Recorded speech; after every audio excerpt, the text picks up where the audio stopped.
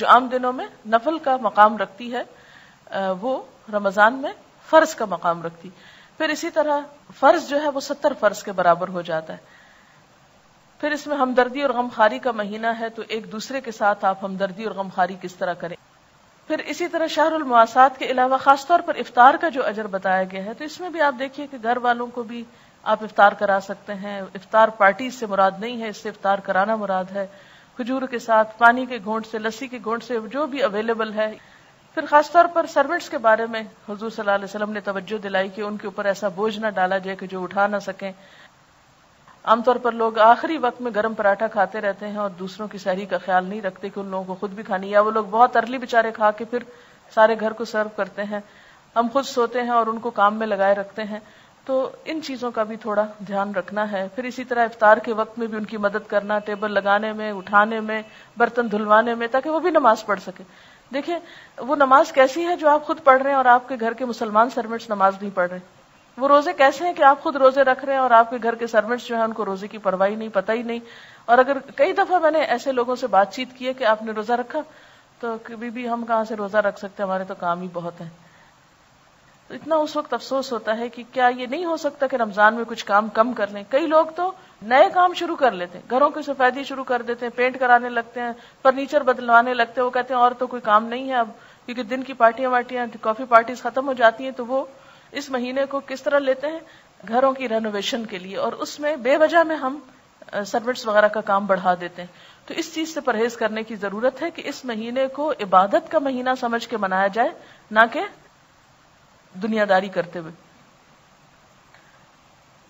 پھر اس میں آپ دیکھیے کہ جیسے آپ نے ذاتی کام جو کرنے ہیں اس میں روزہ رکھنا ہے, اور روزے میں صرف روزہ رکھنا نہیں ہے بلکہ کیونکہ حدیث میں آتا ہے نا, جس نے روزہ رکھ کے جھوٹ بولنا نہ چھوڑا اور جھوٹ پہ عمل کرنا اور لڑائی جھگڑا اور فحش گفتگو اور ان چیزوں کو نہیں, تو پھر اس کا روزہ روزہ نہیں, کیونکہ روزہ صرف بھوکے پیاسے رہنے کا نام نہیں.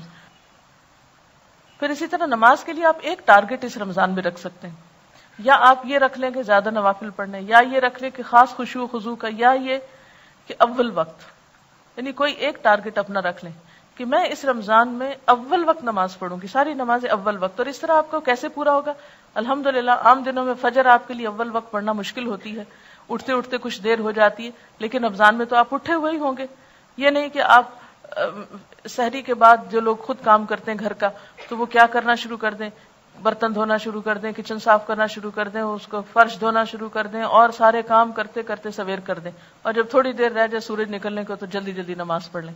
یہ نہیں کرنا, طویل نماز پڑھیں, کیونکہ فجر کی نماز جو ہے آپ صلی اللہ علیہ وسلم کی سب نمازوں سے زیادہ طویل ہوتی تھی.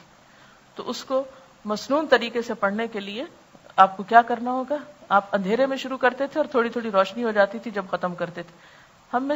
ہم لوگوں نے کتنی دفعہ زندگی میں مسنون نماز فجر کی پڑھی ہے. تو یہ رمضان کا موقع اگر آ رہا ہے تو کوشش کریں کہ اس میں اس سنت پر عمل ہو جائے. تو ساری نمازوں کو اول وقت میں, یعنی یہ جو عبادات ہے رمضان میں, ذاتی عبادات, اس میں روزے کو, حقیقی روزہ, نماز کو, اول وقت کی نماز اور خشوع و خضوع, پھر اسی طرح نوافل میں جو جو چیزیں آپ کر سکتے ہوں,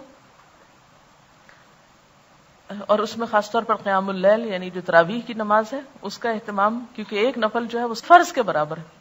عام دنوں میں فرضوں میں کوئی کمی کوتاہی ہوئی تو انشاءاللہ تعالی وہ اس کی کمی کو پورا کرنے کا سبب بنے گا. اس لیے تراویح کو بہت شوق کے ساتھ, کیونکہ اس میں مغفرت کا وعدہ بھی ہے کہ جو رمضان میں قیام شوق و ذوق کے ساتھ کرے گا وہ اس کے گناہ معاف کر دیے جائیں گے. پھر اسی طرح قرآن پاک کی تلاوت, قرآن پاک کی فجر کے وقت تلاوت جو ہے, یعنی نماز کے بعد جو آپ تلاوت کریں, اس تلاوت کو لاؤڈلی کرنے کی عادت